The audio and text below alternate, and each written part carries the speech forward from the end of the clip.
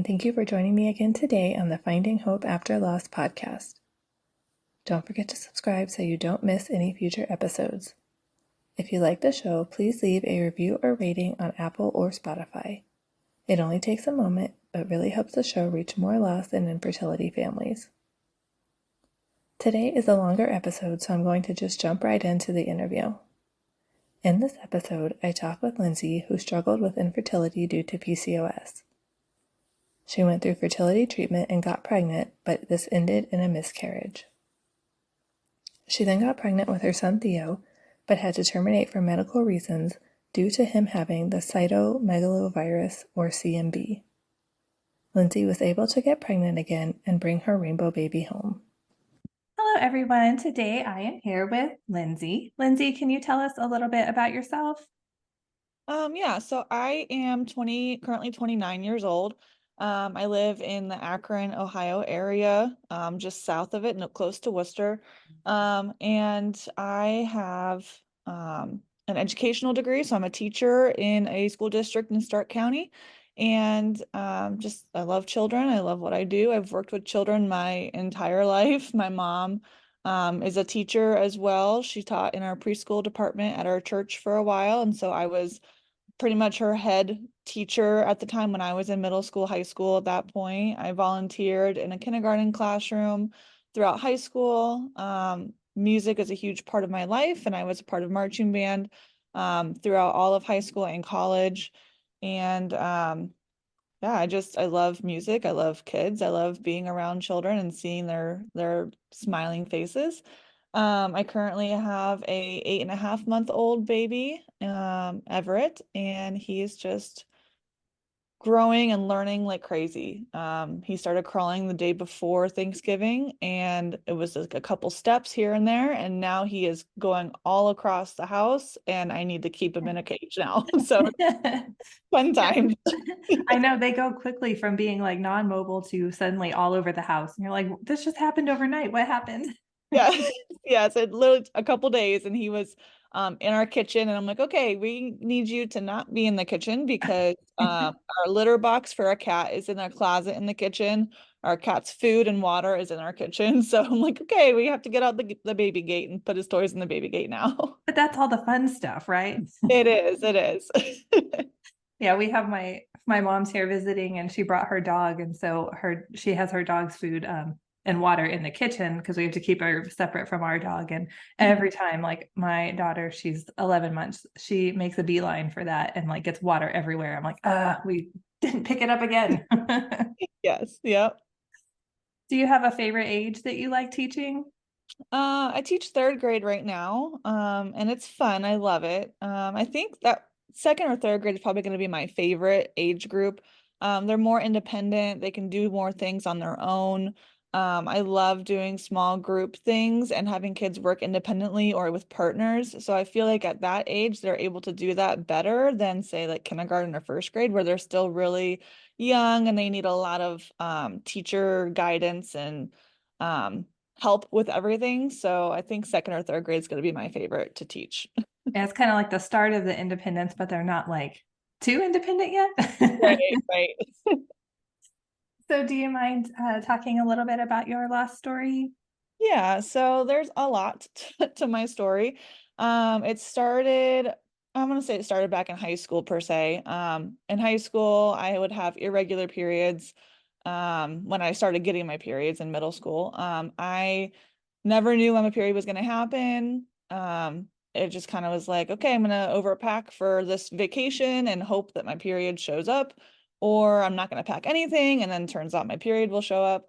So I begged my mom my senior year of high school to please put me on birth control, just so I can have a regular period. I can feel normal. I know when it's going to happen so that I can prepare myself for whenever that happens. So senior year of high school, I got put on birth control, and I was on birth control all the way up until I married my husband, in 2019. I finished up my package of pills that I had. So it wasn't until I want to say March or April of 2020 when we started to try to build our family. And I knew from my past that I probably have PCOS, even though it wasn't confirmed at that time, because of my irregular periods. So I knew it was going to take a while for us to even get pregnant after I got off the pill because I would have no idea when I would ovulate. Um, so we started trying around Mother's Day of 2020, and then it wasn't happening. I think I had 2 periods maybe from then until November when I went to my doctor and was like, hey, I think I have PCOS. I'm trying to have trying to build a family, trying to have a baby, and it's just not working. Can you do some tests? Can you do an ultrasound? Can you look and see what's going on? So they did some tests. My testosterone levels obviously were high. My ovaries had cysts all over them. So those 2 things on top of the irregular periods are the 3 main markers for OBs to determine that you have PCOS. And so I had 3 of the 3. So therefore I was diagnosed with PCOS. My mom had to take Clomid when she was trying to get pregnant with my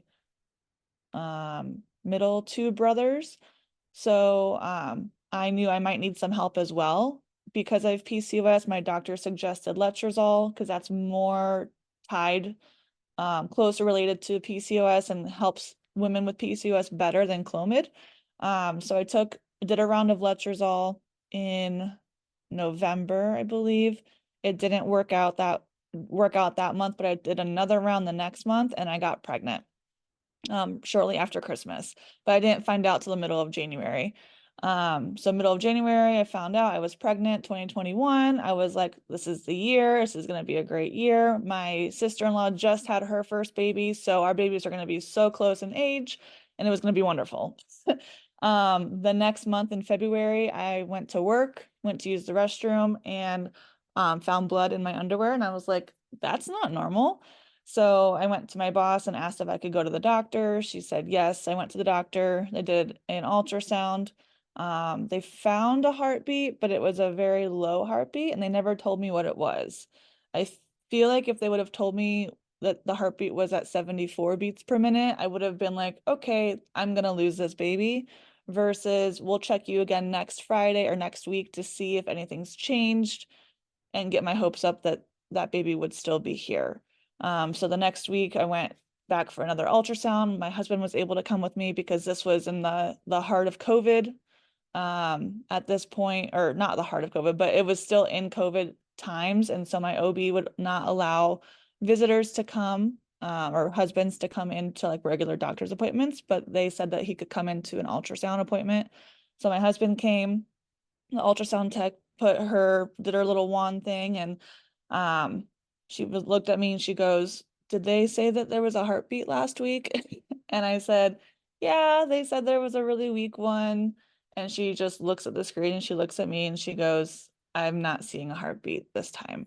So I knew at that point that the baby had passed. I think I was supposed to be around 8 or 9 weeks pregnant.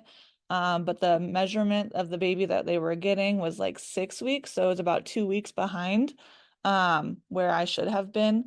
So the doctor gave me a couple options. She said I could have a medical DNC or surgery to remove the baby and the remains. I could take a pill, or I could let my body pass on its own and see what happens. So I said, you know what? I don't think I need surgery for this such small of a pregnancy, this young of a pregnancy. So I decided to take the pill.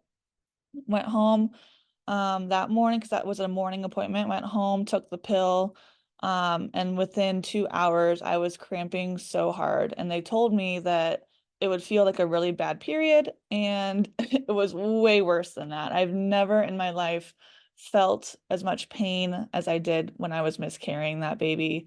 I went into the bathtub, used hot water, tried to help the pain. It was a couple hours of me just bent over in pain, cramping so hard that I couldn't even stand. Um, after that went away, I knew I had passed the baby because I had actually seen a little tiny sac. And I'm like, I think that's the baby. Passed the baby, everything went better after a couple hours of being on that pill. I think the next day I felt much better and was able to walk around and do stuff the next day. And then I went back to work on Monday morning. So after that, I decided I wanted to go to a reproductive gynecologist that specializes in reproductive gynecology to see if there's something else that we can do to help because I just want to have a healthy baby. So in March, the end of March, I went to Northeast Ohio's RGI, or Reproductive Gynecology and Infertility. Um, I went there, not covered by insurance, so spent a lot of money for them to try to do the same thing, but with a trigger shot this time. So I took the letrozole again. I think they upped my dosage that time. Took the letrozole again and did a trigger shot of HCG. I knew I was ovulating on my left side because that when they did the ultrasound, they saw that the eggs were mature on the left side this round. So I did the trigger shot on the left side, had the timed intercourse of the next 3 days, and then went on vacation with my family. And I thought that was the best time to go on vacation. It was that 2 week wait. I wanted to be with family, wanted to, have fun, do some fun things, and then hopefully when we come back from vacation, take a test and find out I was pregnant. But that didn't work out that round. The next round I went to my OB because each round I would do at RGI would cost me over $600 every time because it's not covered under my insurance. So I went back to my gynecologist and I said, hey, can we do another round of letrozole, but can we do it up the next dose? Because my RGI specialist said she was going to do that if it didn't work this time. And he said, since we've seen you within the past year for your physical, I can do that. So he sent the prescription over. I picked up my medicine and I did the next round of letrozole shortly after that period had started. Ovulated on my right side that time and got pregnant right away. Um, I think based off of my miscarriage pregnancy and that pregnancy, I think there's something wrong with my left tube. I just haven't had the chance to go and get that tested. And the reason I think that is because when I got the all clear to start trying again for my rainbow baby for Everett, I tried on the left side and didn't work. And the next month tried it again on the right side and I got pregnant right away with him. So that's why I'm thinking that, but I'm not too concerned about that right now. So anyways, got the letrozole, did the intercourse, and got pregnant with Theo. We didn't know obviously it was a boy until later on. But everything seemed to go well. I cried hysterically the very first ultrasound that I had because I heard the heartbeat and it was strong and it was loud. And I was like, thank goodness I finally have a healthy baby. I hope I get to take this one home because I do know there's still things that happen. There's still stillbirth, there's still late miscarriages, there's still things that could happen. But I was being very optimistic and saying, the worst is over. I had a miscarriage. I'm not going to lose another baby. So they did at 9 weeks, they did their usual blood work that they always do. They test for toxoplasmosis and like other sorts of infections that you can get during pregnancy to see if you're infected with that or not. And I was like, well, I haven't touched a litter box since before we started trying because my husband was very like, no, you need to not do anything. So I haven't touched a litter box. I haven't done anything of that sort to think I could have anything wrong with me. Those results came back around 13 weeks pregnancy, saying that I possibly could have a toxoplasmosis in my blood system, and I needed to get a for sure test result. So the test that they do at my doctor was a screener. I had to go to a lab and get blood work drawn again and have that sent off to a lab that specializes in toxoplasmosis. Can't remember what the name of it is called, but I think it's somewhere in California. And get that tested to see if I for sure had toxoplasmosis or not. So I went to this lab, gave them the script, and told them I need this test done. And they said, okay, go and have a seat. We'll call you when we're ready. So I went and sat down. I was the only person in that room, in the waiting room, so I could hear everything they were talking about. And I could hear them saying, um, is this the right test? I don't know if this is the test or not, or if this is the test. They weren't sure which test to give. So when I went in to get my blood work done, I assumed they called people, figured out which test to give, and I was getting the right test. So I did my blood work, got all sent to wherever. Oh, a pop. I'll think about it later. Got it sent to that lab, and it came back a couple weeks later, and my doctor called and said, "Hey, so the lab did the wrong test for you. We need you to do the test again, Oh but my we'll gosh. we'll send the script, the specific test and everything to them. So all you have to do is to go and tell them your name and they will already have it in their system." I'm like, okay, great. So I think that was 13. I think I was about 14 weeks pregnant at that time because you have to have the test done and they have to know how far along you are in order to do the test because I think that's something having to do with that. So they did the test.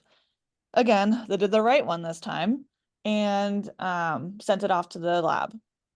I waited and waited. It's about 2 weeks. So around 16 weeks, I get a call from my doctor saying, "Hey, we got your test results back and you have toxoplasmosis." And I'm like, "What?" So I'm freaking out. My husband and I have already researched it and have already been like, great, this is not good if I do have toxoplasmosis, especially if I got it in early pregnancy. Like, this is not okay. Um, so he said, we have medicine that we can give you. However, because toxoplasmosis is such a rare thing for pregnancy, we don't actually have any that we can give you right now. So we want you to go and admit yourself into labor and delivery at Akron, uh, SUMA, Akron City, and we want you to get admitted. And I'm like, okay. We were on our way to my husband's parents' house to help them with something, and we called them and said, we have to go to the hospital. So we're going to the hospital, 16 weeks pregnant. Um, so we went to the hospital, went up to labor and delivery, and I told them like, hey, my doctor told me to come and admit myself to labor and delivery. I possibly have toxoplasmosis, and I guess you guys have some sort of medicine that I can get, but I can only get it if I'm admitted into labor and delivery. So I went into triage, waited for a little bit, and then they took me, can't remember where they took me next. But they said after they came into my room, they're like, "Oh, we actually have you in the wrong." Oh no, I was in triage for a while because they weren't sure where to put me because I wasn't delivering a baby. I wasn't a mom currently holding a baby. So they were like, "Where do we put you?" So they put me in the neonatal unit where there are other moms that also have sick babies in utero that are getting tested and ultrasounds and all that stuff. So I was in that part of the hospital. Um, so I was admitted. This was a Friday night. So I had no idea what was going on. All I was told was I need to put an IV, you need to put an IV in your hand or in your arm, and we need to start you on this medicine. And the medicine that they gave me, because they didn't actually have the toxoplasmosis specific medicine, was the same kind of IV that you would get if you were to have a UTI during pregnancy. Um, so it's just kind of antibiotics to help with a UTI type of infection. That's all they had to give me at that point because they didn't really know what was going on. Saturday morning, my doctor comes in and he goes, "So we want to keep you here over the weekend." And I'm like, "What? Over the whole weekend for something that I can't even get until like Monday because they didn't have anything to give me." So he said, "Yeah, we want to keep you here over the weekend, keep giving you the antibiotics, just making sure that we're watching baby, making sure baby's okay. We will be able to get you into an ultrasound on Monday when maternal fetal medicine is open and there's a doctor in-house."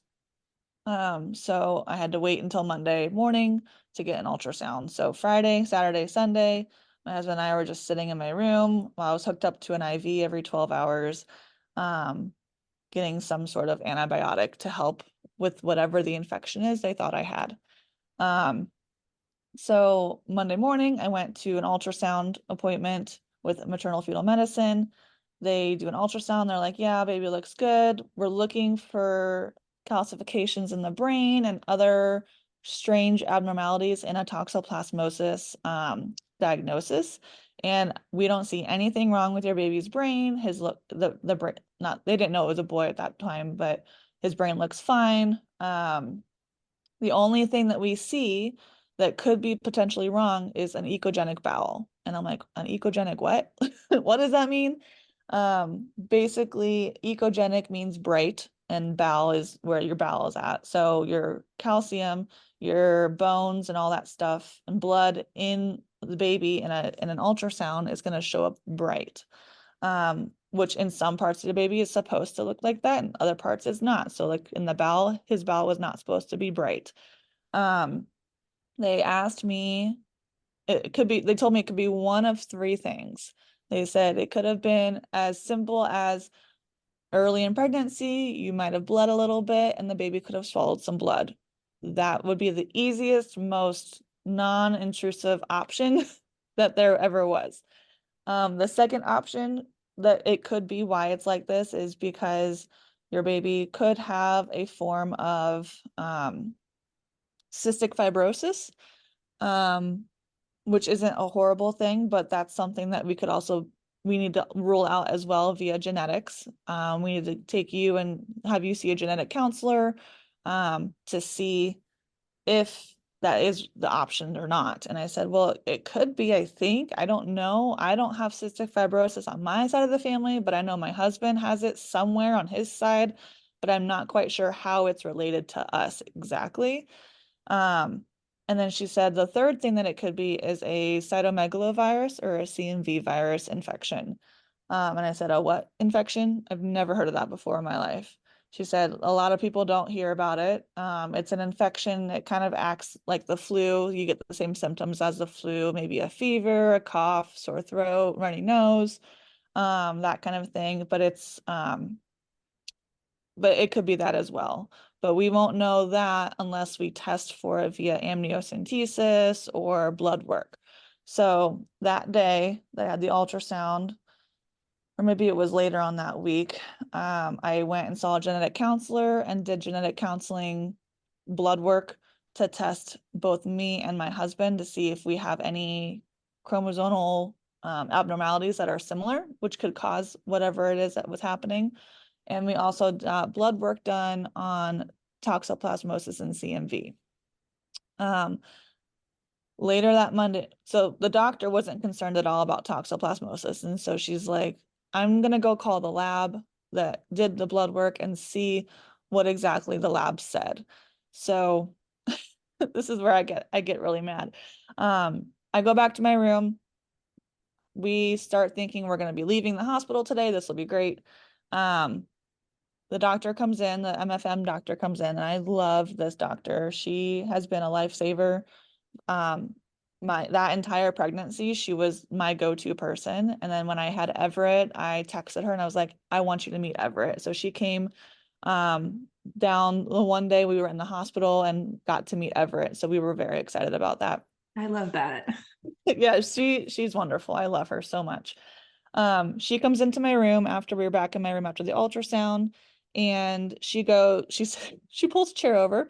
She sits down next to my bed and she goes, so I called the lab, the Apollo, it's Apollo something, in California about the toxoplasmosis. And they told me that you're negative for toxoplasmosis. And I'm like, what? What? What are you talking about? You mean I was in the hospital all weekend long, hooked up to an IV, getting meds every 12 hours for nothing? I was so angry. I was like, who's paying this hospital bill? Because I sure don't think I should be paying it because I shouldn't Right? have in the first place. Um, that was a fight I was not willing to fight at that point, so I just paid whatever it was I paid. My doctors ended up actually paying their whole portion of the bill. So the rest of that pregnancy, I didn't owe a single penny to my doctors. But I still had to pay for like the hospital bills and stuff, and I wasn't about to fight that and make the lab place pay for it or anything. I was done with it at that point. Um, Right. but she said, I don't have toxoplasmosis. The lab work came back. I don't have it. What ended up happening, because I asked then my doctors for a copy of all of my records. What ended up happening was, the lab that I went, I think it's a lab in, it's like a Supermed or a like a lab that you would just go to get blood work done at Mhm. a I don't even know what it's called. Um, just somewhere that you would go and get lab work done. There's no doctor there or anything like that. It's just a place to go get blood work done. What they ended up doing was they sent the first results of my lab work to my doctor a second time when they should have sent my new lab work to my doctor instead of the old one. So when my doctor got the lab work returned again, he thought this is the new blood work because it's been 2 weeks since I had her redo this test. This is the new blood work, the new results. So she has toxoplasmosis. Even though when I looked at the date on the paper, very small, it said the very first time I got the blood work done. So they never sent the new blood work to my doctor. So it was all a mistake. And I was An so expensive mistake. a very expensive mistake, yes. But I look at it as a good thing because if we didn't do that, if I didn't get the ultrasound done, I wouldn't have no idea what was actually wrong with Theo. So they saw the echogenic bowel. I did blood work with a genetic counselor and with the hospital to see what was going on, and all that stuff came back positive for CMV, which we had never heard of before. And it's a spectrum. It's a spectrum in the sense that our baby could be as disabled as can't hear anything, or it could be as disabled as microcephaly, cerebral palsy, severe seizures, low muscle tone, all that stuff. So there's a very wide spectrum. When we first had talked about it, they had given us, they're like, you could terminate the pregnancy. And I'm like, whoa, whoa, whoa, whoa. We're not even there yet. I grew up pro-life. And I've always told myself I am very pro-life. I don't want to make someone else make that decision. That's their decision for their body, their medical decision with their doctor and themselves. But for me personally, myself, I have never ever pictured myself terminating a pregnancy. Um, Especially one that I wanted. Like this was a very wanted pregnancy. One that I loved so much and wanted to be here on earth with me. Um, so when they brought that up, I was like, no, we're not even talking about that right now. That's not an option on the table right now. Um, I needed more information, more data, more stuff to determine if that was going to be the best option for us and for our baby. So I did ultrasounds, I think every 2 weeks. Growth ones were every 4 weeks, to see if baby was growing appropriately. They did a lot in those ultrasounds as far as checking placenta, checking bowels, checking the brain, because they were looking for certain things, certain markers that they normally would see in a CMV infection that they weren't necessarily seeing pop up in Theo. So I think it was the end of October, the 29th of October, I had an ultrasound. It was a growth ultrasound, so they were measuring everything. It was a long appointment at maternal fetal medicine. They were saying the placenta had grown, and it was very large compared to what it should be. He had fluid in his abdomen, that wasn't there before, and his bowels had gotten brighter. So they had gotten worse. So those three things then were like, okay, something is really wrong. I want to make sure that it's just CMV and nothing else is wrong with him. So we ended up doing a full amniocentesis. Um, we tested every single chromosome on top of the CMV to like confirm that it was actually a CMV infection, because at this point we had only done blood work on me, which doesn't necessarily say that he in fact had CMV. It just says I have a CMV infection currently active in my body. So that is probably what's going on with him, but we have never actually checked him to see if that's what it was or not. Um, so I did the amniocentesis, which at that point was the worst pain I've ever had in my life. I've never had a needle go through my abdomen like that before. I was scared to move. I was crying the whole time that they were doing it because I was nervous about something happening. because I've spoken to other people before who've had amniocentesis and then they go into premature labor um, because of that. So I was very nervous about all of that happening again and losing him again. But I knew I needed those answers to know if there was anything else going on with him. So we got the results back for the trisomy 13, 18, and 21 the next week, I think a couple days into the next week. Those were all negative. So he didn't have any of those trisomies. But all the rest of the chromosomes take a little bit longer to get back, along with the CMV infection. So we waited, I think, another week and a half and then got all those results back and everything came back normal. He was a normal baby minus the CMV infection. And at this point I was 21 weeks pregnant. Um, and they told me to come in right away because he does have a CMV infection and we need to talk about something because in Ohio at that point, in time, you could terminate a pregnancy up to 22 weeks. After that, you couldn't terminate a pregnancy in Ohio. So we came in, we did another ultrasound. He had looked much better. The fluid had gone around his abdomen. It was away. The placenta, even though it was still large, it was not as large as what it should be. So he was growing, and making up that difference between the placenta size and his size, and he was growing to catch up to the placenta. And there was nothing else wrong. The echogenic bowel even looked a little bit better.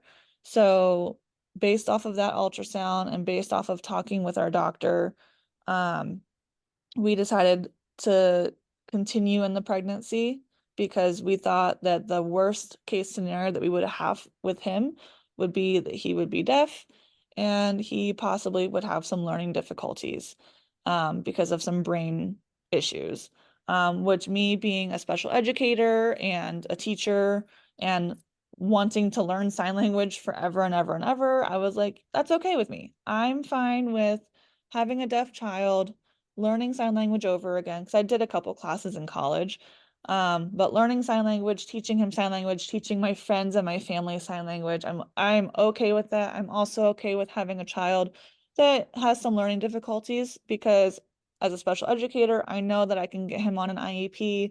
I can get him the help that he needs with OT, PT, speech, intervention specialist to help with academics and all that. Like I knew I could do all that stuff. So I wasn't concerned about that, and neither was my husband. Both of us were like, that's not the end of the world. It's hard. It's not going to be easy, but he's not it's his life isn't going to end because he can't hear or because he can't do academic stuff or stuff like that. He just needs some extra help. So we decided to continue on in the pregnancy. We still did tests, or not tests, we still did ultrasounds every couple of weeks. And everything was going great. The doctor did suggest at that meeting after the amniocentesis to get an MRI done on him, because ultrasounds are not the best equipment to look at a brain for an infant in utero. So my husband and I agreed we will do an MRI. The problem was the hospital doesn't do MRIs in utero until they're at least 25 weeks to 30 weeks in gestation. So we had to wait until we were in that timeline to get the MRI done. So in the meantime, we were doing ultrasounds. It was the day before Thanksgiving. I had an ultrasound done and everything looked great. He looked the healthiest that he had ever looked since we started all this process. So I finally was like, oh my gosh, I can start planning my baby shower. I can start making my registry. I can start doing all of this stuff and it'll be exciting. My aunt was so excited to host a baby shower, so she helped me pick out baby shower invitations and we were putting stuff on my registry on Amazon and it was wonderful. I bought the invitations, we bought stamps, I addressed all of them and put stamps on all of the address on all the invitations. And I was going to send them out the first day of Christmas break. The first day of Christmas break ended up being the day that we did our MRI in the morning. So my mom went with me because my husband couldn't go. My mom went with me that morning because they do fetal MRIs like first thing in the morning. So we had to be there at 7 o'clock, which was very early on my first day of Christmas break. Um, so we got there. I had to lay really still. I've never had an MRI done before in my life, so I'd never experienced it before. So I had to lay on my back for a very long time. And being 26 weeks pregnant now at this time, he was growing, he was getting bigger. It struggled for me to have to be laying on my back for that long because the doctors tell you like at your third trimester, you really shouldn't be laying on your back when you're sleeping. Just, it's better for your baby if you're laying on your side. So it was hard for me to do that. And I could feel every movement in him, which was really cool because I think at that point I'd felt him move, but sitting there for 30 minutes, not being able to move or do anything and just enjoying that time with him was really, really special. Um, so they did the MRI. They said, we'll have a doctor look at it and we'll give you a call or we'll post it on my chart later today or tomorrow. So I was like, okay, great. I tried to take a peek at the images that they had and I really have never looked at an MRI to know what to look. So I'm like, sure, looks like a brain. I'm sure he's fine. I have no idea. Um, at 4 o'clock that day, they posted onto my chart the results and my heart sank. I dropped. I started crying. My husband got home. We were crying together. Let me see if I can find even what those test results said. I don't have the screenshots anymore. I'll have to look for it later, but basically there was a lot of abnormalities in his brain. Um, Paul, so our brains, they are supposed to have large folds in our brains where our cerebral cortex is at, our top part of our brain, and he had very small folds. He also had some flat parts in his brain. The cerebellum in the back of his brain was very, very small. He had some calcifications on his brain that we had not been able to see in ultrasounds because he's also very stubborn and wouldn't let us see his brain and see his head very often in ultrasounds. Um, so there was a whole lot of things that were wrong with his brain. And they, of course, put this in my chart at 4 o'clock in the afternoon when doctors go home. So I messaged my genetic counselor, who has also been a lifesaver for me. And she said that she would call me in the morning. So we talked, my husband and I talked, we researched, we looked at all the stuff, and we looked at each other and we would go, this is not good. I'm seeing severe seizures, I'm seeing severe microcephaly, I'm seeing severe cerebral palsy. This is not good. And so we talked to the genetic counselor the next day and she confirmed everything that we had read on Google. Thanks, Dr. Google. And she confirmed us that he will have severe seizures, severe enough that they may not be controlled by medicine ever. And she says, I don't know much about the brain, but I can get you an appointment with our neurologist who looks at MRIs all the time, and I can have him talk to you. And like, yes, please have a neurologist talk to us. But at that point, when we had talked on the phone, I think my husband and I both decided it's best for us, our family, or the future of our family, and it's best for Theo, even though it's not what I wanted, to probably end the pregnancy. And so she gave us some options of places that we could go because at this point I was 26 weeks pregnant and couldn't have a termination in Ohio. So she gave us locations in Washington, D.C., in Colorado. I think Arizona was another state she gave us of different clinics that we could go to have our termination. Another thing about the terminations in Ohio, which really made me mad, was I would not have, if I would have terminated in Ohio before 22 weeks, I would have not had the option to hold my baby and to see him and to love on him like I wanted to and get that closure that I felt I really needed in that instance. They would have had to do a medical DNC termination, which I will not get into the graphics of it because I will probably I will cry. I'm starting to get teared up now. Um, but I would not have been able to hold my baby as a whole, if I would have had a termination in Ohio. So that was something that was really important to me, that I get a chance to hold him and see him, hold his hand, hold his foot, put rub my hand against his face, just hold him and be with him. It was very important for me, to have that closure because at this point I've felt him kick, I felt him move. Um, I've gotten sick. I was horribly sick with him in the very first trimester, partially because I was on progesterone, um, to help make sure the pregnancy stuck because of the PCOS that I have. Um, but I wanted, if I had just gone into Ohio and had a DNC and left with nothing, my body would have been like, wait, there was something in there and now there's not, and my brain would have not put two and two together. Um, so it was very important to me that I hold the baby. Um, and I would not have gotten that in Ohio. So calling these clinics, I mainly stuck to Washington, D.C. area because that was an area that was close enough for us to drive to. We wouldn't have to buy plane tickets to fly out and fly back anywhere. So I called two clinics in DC.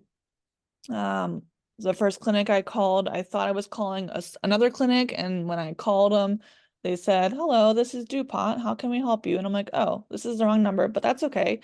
It's still the same. There's still a an abortion clinic, and it's probably the only time I'm going to say the word abortion because I hate that word. It's not at all what it comes across to people, and it's just a word that I don't like using to determine my pregnancy. Um, so I called them and I spoke to them, and they told me, I told them like, I'm 26 weeks pregnant right now. We're going to have to terminate our pregnancy because his life is not going to be compatible with life, outside of the womb. He's not going to be able to do anything for himself. He may not even make it past 1 year old. He may not even make it past delivery. So we're going to terminate the pregnancy, and I want to know what my options are at your clinic. So the lady was very nice. She was very caring, very sympathetic with me.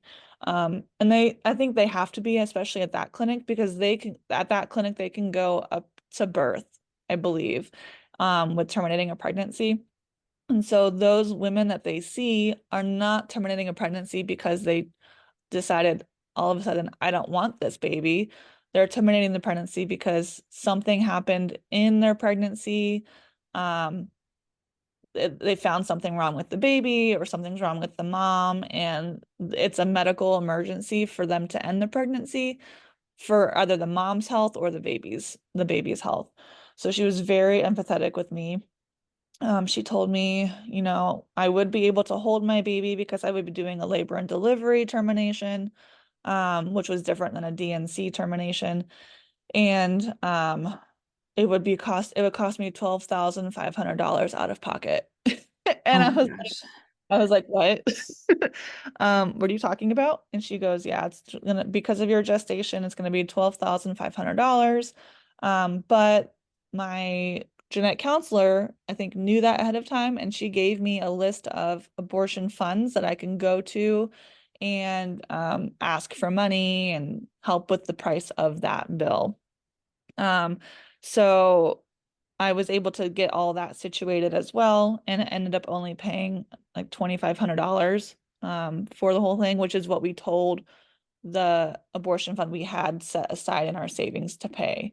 If we would, if we would have told them we had nothing in our savings and we couldn't afford this, they probably would have paid for all of it. But because we said we had $2,500 in our savings, we can pay for that. I think they covered everything else so that we only had to pay for that. Um, we also had another fund give us money for our hotel stay, gas and food while we were there in DC. So it was nice to not have to worry about paying for the hotel. It was nice to not have to worry about paying for the majority of the operation. It was all pretty much paid for by those abortion funds, which is something that I will always continue to help and raise money for and support in a way like that. When Ohio was going through taking away the right to choose, I ended up giving money to both of those abortion funds so that the way people in Ohio would still have the chance to go out of state if need be for any of those medical emergencies, so they could still do that. Um, so anyways, after talking with the clinic and the ladies at the clinic, hearing how the process goes, I decided we'll go with DuPont until we talk to a neurologist. The neurologist, I think the next day we spoke to him and he told us the same thing that our genetic counselor said. Um, the brains that I've seen that look like your son's, they all have cerebral palsy, they all have microcephaly, they all are deaf.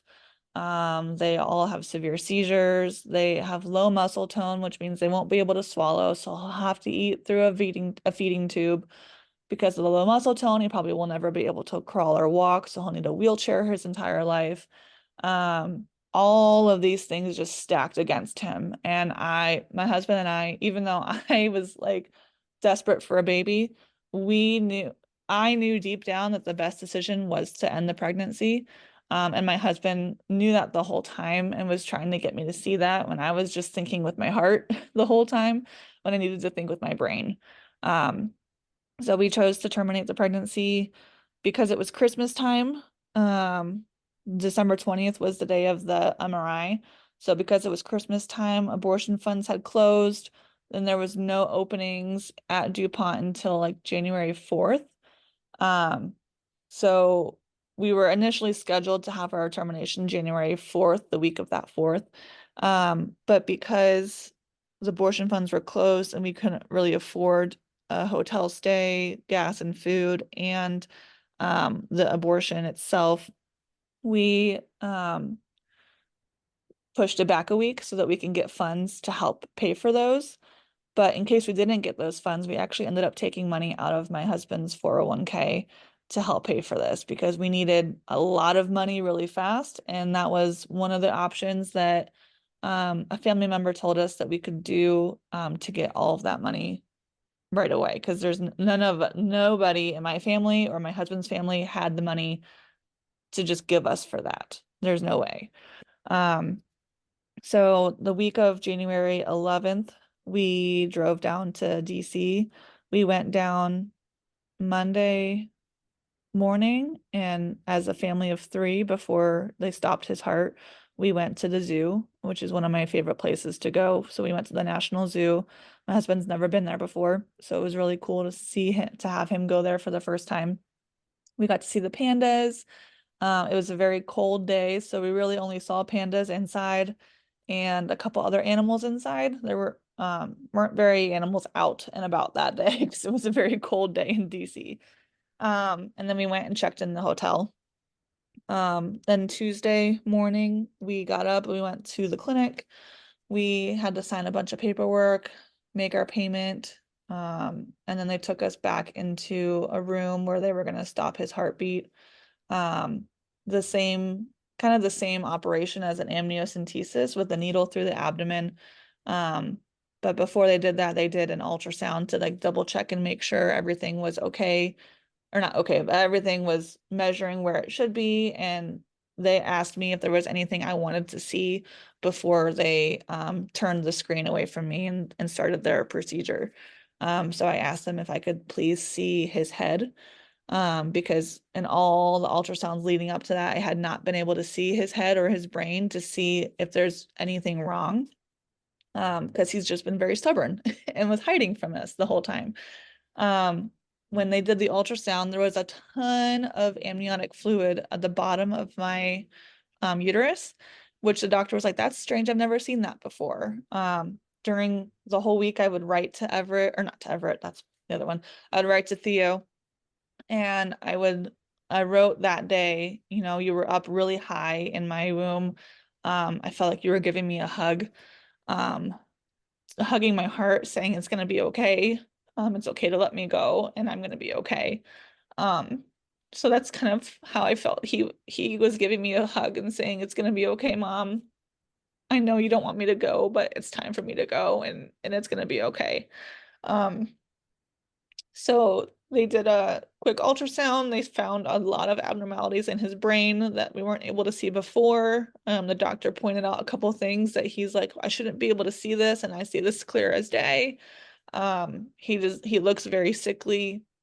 I'm glad that this is I'm not glad this is the option, but he's very sick and um this is the best you're making the best decision for you and your baby at this time that you can. Um so they turned the screen, they put the needle in and they used the ultrasound to guide the needle. And they told me that this was basically how you put like a dog or a cat down to sleep. They're not going to feel any pain. He's not gonna hurt or anything. He's just gonna be going to sleep. And he's gonna go to sleep until he can't wake up again.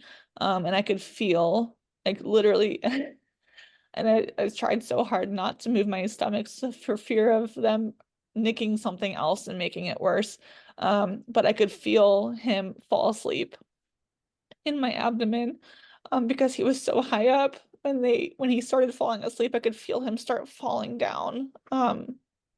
Closer to the bottom of the uterus. So it was a very strange feeling, um, and one that I will never forget feeling with him. Um, After they did that, we went back to our room and waited for the next steps in the process. They gave me some medicine to take. And then my husband and I, we went and walked downtown. So we went and walked, I think we walked to the White House, and to the mall, and then we walked back to the hotel because it was all in walking distance. I think we were like maybe 5 or 6 blocks away from the mall, part of Washington, D.C. So we were able to walk around and see all sorts of things. And the entire time I was holding my stomach, just holding on to him, making sure he was okay, even though I know he was already asleep, and had already passed. Um, so the next day I went back to the clinic and they inserted this thing called laminaria, which helps dilate your cervix. And I was really wanting to go out and about that day again, but the pain of that being in my cervix hurt so much, and I was just so tired, I think, from all the crying, that we just stayed in our hotel room, watched some TV, and I took a nap. And then the next day, the 14th, or no, sorry, the 13th, we went in early in the morning to have our procedure. So we went into our room, which was like I would say like a nice waiting room. There was a TV, couch, places for us to sit, very private, I never saw anyone else there except for my doula, my doctor, my midwife. Never saw anyone else at the clinic, even though I knew there were other people there. Um, they do that for privacy reasons, of course. Um, we went back in to the operating room. My husband was not able to come with me for any of this, even though I really wanted him to. So what we ended up doing was I ended up using anesthesia and I was asleep during the whole process, instead of being awake like I kind of initially wanted to be. But my husband and I decided I want my first memory of labor and delivery to be a happy one, a good one, and this is not a good or happy memory. Um, and it's not a horrible memory for me personally, but it wasn't a happy memory that I don't want to remember that as my first time giving birth. So I went back to the operating room. They put me to sleep. They pulled out the lamaria. They inserted into my cervix and they broke my water. Then I woke back up. I was back into my room and they said, you're going to hang out in here until you are 10 centimeters dilated.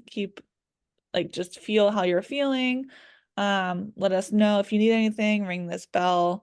But you're just gonna pretty much hang out in here. So I was so tired from the anesthesia because I've never had anesthesia before in my life, um, to know what I should feel or how much they should give me, and they weren't sure, so they just did what they thought was right. Um, so I went back to the room, laid on the couch. We were watching Ink Masters this whole week. So I love tattoos and Ink Masters was a really fun show that is something that I will always hold dear to my heart. And whenever I want to feel close to Theo and be with him. I'll turn on the TV and I'll turn on Ink Masters and I'll just watch whatever Dave Navarro and all those people are doing on there. Um, so we were watching Ink Masters while I was laying there. I was feeling contractions, but I had never gone through labor before, minus the miscarriage that I had, to know what contractions feel like. So my midwife would come in every once in a while. She'd check and she said, "You're not quite to 10 centimeters yet, but we'll check you a little bit." Um, they had just left the room. I don't even, time I think stood still. So to me, it felt like 5 minutes, but it could have been a couple hours, or an hour or so. But I rang them back in and I said, I feel like the urge to poop, which is a normal urge to feel when you're 10 centimeters and ready to start pushing a full grown infant. So she comes in and checks and she goes, "Yep, you're at 10 centimeters." So they put me in a wheelchair, wheeled me back to the operating room, and then put me back to sleep. And then I woke back up not pregnant. Um, which was a very strange feeling because I went in there pregnant and then I left not pregnant. They took me back to the room. I think my husband got me food at that point because I couldn't eat until after I had delivered. So after I delivered, he went and got some pizza and came back and we were eating pizza. And they brought Theo in a little bassinet for us to hold and be with, which is something that I'm always going to remember. I'm always also going to wish that I had more time with him. I think, I mean, I could look at my phone and figure out the times that I took pictures and everything, but I think I only was with him for maybe an hour and a half, total. Um, but I was able to hold him, be with him. I laid on the couch holding him, watching Ink Masters. Just got to spend time with him. My husband held him a little bit, but this was something that my husband didn't, not that he was against me doing a labor and delivery and holding him, but it was not something that he wanted. Um, and not something that he felt he needed for himself. So he did it for me, which I'm very much grateful for. But he held him a little bit and then gave him right back to me and just kind of was off on his own, while I was with Theo and holding him, taking pictures, giving him little trinkets that I had gotten from the hospital here in Ohio. They gave me a forget-me-not basket, which had a bunch of little trinkets in it. So I gave him little piece of an ivory heart. Um, the inside of an ivory heart, he has it, and I have the part that has the hole in it. So he's always gonna have a place in my heart. I think I gave him, I had a blanket that I brought with me because I wasn't sure what to bring. So I brought a little swaddle blanket and I wrapped him around in that blanket and I kept that after I gave him back to the nurse. And so I spent time with him, what I felt I needed, and I'm very grateful that I had that time with him, even though I wish it was more time, obviously. Um, I told my doula, her name is Camille, and she's just the wonderful, sweetest lady I've ever met. She's about my age. I told her I have this ornament that we bought when we announced we were having a boy on our Christmas cards that we had also planned to send out at Christmas time. And on it it has like his weight, his height, all that stuff, but I want to know how much he weighs, I want to know how tall he was, all that stuff. So he was born shortly after 12 afternoon. He was 16 inches long and 2 pounds 13 ounces. And so I have that on the Christmas ornament, and I ended up getting a Molly bear, which I'm sure you've heard of. um, but in case your listeners don't know what a Molly bear is, it's a company that makes stuffed animal bears, off the weight of your child, when they had passed or when they were born or whatever significant weight it is. So I have a Molly bear that I made. I'm sitting next to it right now. It's a white polar bear because the blanket that I brought from home to wrap Theo in had polar bears on it. Um, it weighs 2 pounds 13 ounces. It's got a sunset on the back of it with a polar bear.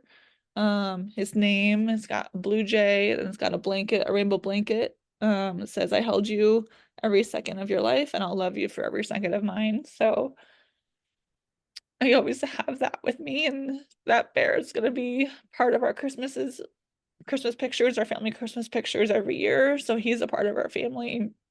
And it's something that people are more than welcome to hold if they ever ask.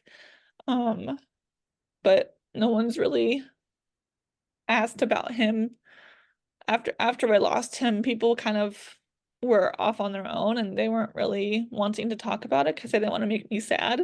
And I was the complete opposite. I wanted to talk about him. I wanted to share pictures of him and I wanted to be proud of him because um that's what a mom does.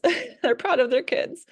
So it hurt a lot that some people were not as interested in learning about Theo and wanting to see pictures of him as I thought people were going to be.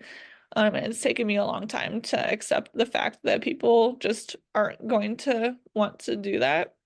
And if anyone ever asks me how many kids I have, I'm gonna say two, one in heaven, one on earth. If people ever ask me about my baby in heaven, I'm going to share about him. And if they ever ask for pictures, I'm going to pull up my phone and I'm going to show them pictures of him because he's someone I'm very proud of calling my own.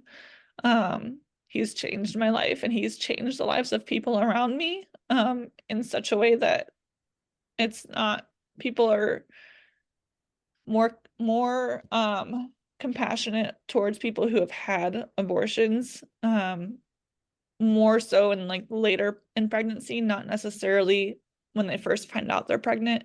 But he's very important to me and I just want people to know about him.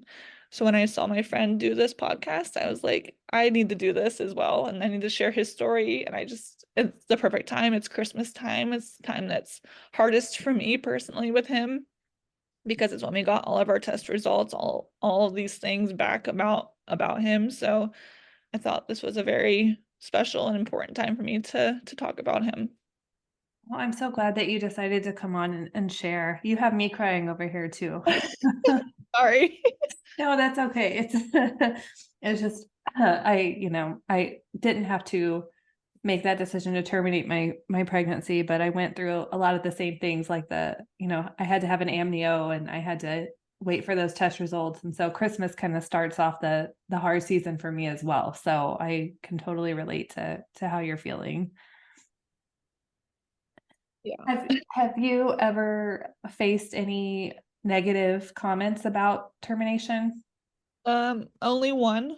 And it's very hard for me because this person was a very good friend of mine. I was very close with her and her family, her kids.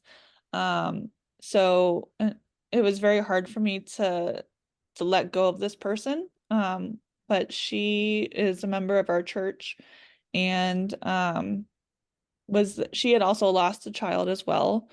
Um, in the utero. That was a miscarriage. And so she knows and understands loss. And I felt that she would be able to understand my reasoning for my loss or for my decision. And it was the total opposite.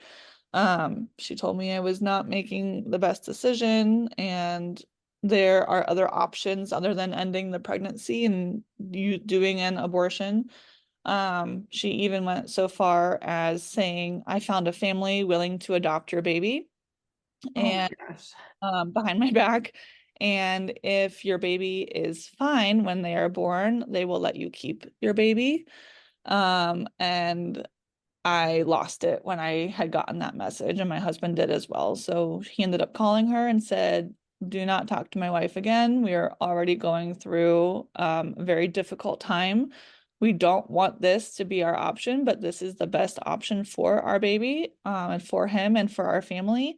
So do not talk to my wife again. And I have not spoken to her um like as a friend since then. I've seen her at church. I've said hi to her at church. I try to be friendly because I want to talk to her again. I want to share Theo with her. I want to explain to her why we chose what we chose, and why it's important to have that decision, and that right to choose.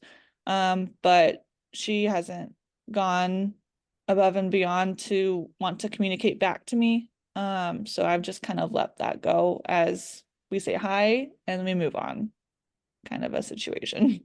It's kind of hard, when loss like just changes your relationships with people in ways that you like don't even anticipate. And those people that you really think will be there for you sometimes are the ones that just aren't. Yeah. Yeah, it really hurt because I didn't want to lose that friend, especially because I've worked with her family before and her kids are just the sweetest kids. I really did not want to lose her as a friend, but when she did that behind our back without even talking to us first that she was going to do that, that really made us angry. And she hasn't apologized for it, and rightfully so. She believes that was the right thing. That's her belief, and I respect that. I'm not someone who's going to be like, "Oh, you're pro-life. I'm not your friend anymore. Goodbye." Um, People are allowed to have those rights as long as you're civil with me. But if you're sharing stuff on social media and you're saying, pro-life is the way to go, if you're pro-choice, you're a murderer, that kind of thing, like I do not tolerate that. So I have unfriended lots of people, especially around the time when Ohio passed the 6-week abortion ban. Couple like yeah, last year I think is when that happened. Um, so I unfriended a lot of people at that time, or no, Roe versus Wade was overturned. I kept seeing a lot of people on my friends list share information of that sort, and so I have chosen to not have them in my life for my mental health. Um, because if they're obviously that so belief of that, um, they're not going to listen to me and what I say. I do have friends that are pro-life and I respect their choices and I respect their opinions and I have civil discussions and civil conversations with them on why I'm pro-choice versus why they're pro-life. And if I end up changing their mind on it, that's great. But we don't, they would never call me a murderer. They would never call me anything of that sorts. Because they know that that's the decision that we made it out of love. Even though it's not what they would have done, they still respect that for my decision. I think it's easy to say that you wouldn't do it until you're put in that position, though. For sure. For sure. Like I said at the beginning, I never in a million years thought that I would be put in a situation where I would be having an abortion. Um, I never. I never would have thought that. Like looking back at some of the pictures I shared, some of the posts that I shared when I have like my memories pop up on Facebook, I'm like, wow, I really truly believed that pro-life. Like it was horrible and never would have thought that I would have been in the situation that I was in. Well, So and I think people don't also understand that, like you said, that the decision you made was out of love. It wasn't that, you didn't love him. It's you made the ultimate decision out of love for him. yes. Yeah. I like to look at it as when a baby is inside of us, in the uterus, they're on life support. We are providing them nutrients, we're providing them growth, a place to live, all that stuff, the stuff that they need when they're on life support in like a hospital. So what's the difference of me cutting off life support for a family member who is brain dead in the hospital or a baby who is brain dead in the hospital currently alive? What is the difference of that versus cutting off life support in utero? It to me, it's the same thing. Um, if I have a family member on a hospital bed who is brain dead and can't do anything for themselves, and their will says after X number of days or whatever cases be, take me off life support. I don't know what the difference is for that versus taking life support away from a baby in utero who is going to end up on life support when they're born anyways. I feel like the only difference is the the politics behind it, Yes. And that is the which is really unfortunate. yeah. And like you said that, the word abortion is such a negative word. Yes. And so people think, automatically think of abortion as, oh, like you were careless, you didn't want your baby, that kind of thing. And that's just not the case for so many terminations. Yes. Um, That's why, like, I don't like that people use abortion as birth control. That I believe is wrong, wholeheartedly. If you did not protect while you were doing your deed with whomever you wanted, and you end up getting pregnant, that's something that you made your decision on. And I don't feel like that baby should have to suffer because of your careless mistakes. But there are instances where the mother might have HG and is losing body weight and is not able to survive if she keeps this pregnancy. Or there's instances where the baby has a trisomy, a severe like trisomy 13 or trisomy 18 and will not survive outside of the womb. Like no matter how much we want them to, they will not. And there's cases where a baby has Down syndrome, where it's another spectrum disorder, just like what Theo would have had. This baby could be completely fine and have no other um, heart defects, brain defects, or anything like that, or um, he could be severely disabled as well. And so that's something that I feel like a doctor and the mother and the father should be having discussions and conversations on and making decisions on the three of them about their baby, not the government telling me, oh, just because you're pregnant, you have to have this baby, even though it's going to kill you, or even though he's going to die when he's born. Yeah, exactly. It needs to be those people only, nobody else. Yes, yeah. Do you have any advice for people who are facing having to make the decision to terminate? Um, you know your baby the best. Even though you haven't met them yet. Especially mom. Mom knows her baby the best. She feels them every day. She knows where they like to drink, what they like to eat, where they're sitting, where they're playing. So you know what they need. And if the best decision for them is going to be what you decide. You're the parents, you know what they need. If your baby is not able to survive, if your baby is very sick, if you are very sick, if something could happen because you give birth to this baby to you or your baby, then the decision to terminate the pregnancy should not be something that you regret doing. It's something that needs to happen, and there are Facebook groups. There are support groups. There's people out there that have gone through this and can um, help you every step of the way, or as little or as much as you want to get through all of that together. Is there anything else that you'd like to share or add?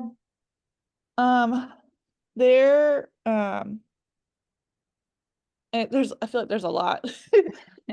But there's some Facebook groups and support groups out there that I would like to name out personally, that have been a huge help and support to me. And there's people in those groups that they know who they are, that I've been able to help through, with all of everything that they've gone through. But there's TFMR Mamas, Termination for Medical Reason Mamas. Emma Bell is the founder of that, and she lost her daughter Willow to trisomy 18, or no, Turner syndrome, I believe is what it was. Um, so she made a Facebook group or a support group, and I'm a part of that. And then there's hundreds of other moms in that group that have also lost babies for various reasons. Um, the TFMR doula is another Facebook group, another person am a part of, that also has lost her baby. She has since had another baby, and so has Emma. And so it's nice to see her in the conversation as well. And there's a website when we were going through all of this, because I have never heard of CMV before in my life to know what was going on. But my husband and I, we came across a website that we used the entire time we were trying to figure out what was going on. Nationalcmv.org gives you a lot of information on ways to prevent CMV, how to help with that. I will be doing things very differently when we start trying to have a second child. or I guess a third child, however you look at it, when we start trying again, I'll be doing things a lot differently than I normally would have with my current baby that's here now in order to protect the baby that I'm going to be carrying for the next 9 months when we start trying again. Um, because the way that you get CMV is mainly through children ages 1 through 5 that are in daycare, which is exactly what Everett is doing. So, um, I'll be taking the steps to make sure I'm protected and my baby's protected because I don't want to go through this again. My husband doesn't want to go through this again. So those are like the three main groups and websites that I've really dug into to learn more about this and to learn more about TFMR. That I feel any mom out there that is going through this right now and needs the extra support, those are the groups that you need to be a part of. There'll be hundreds of other moms on there. You can share your story as little or as much as you want. There are other moms going through the same thing, maybe with the same diagnosis, that are there to help you and to walk you through this stage of grief. Um, all the way through the end because and other moms know, grief doesn't end. It's not I hit step 1 or stage 1, I'm going to stage 2, 3, 4, 5, and I'm done. It's a roller coaster. It goes up and down, it goes in circles. It's always there. The grief stays the same size, but our lives grow around it and can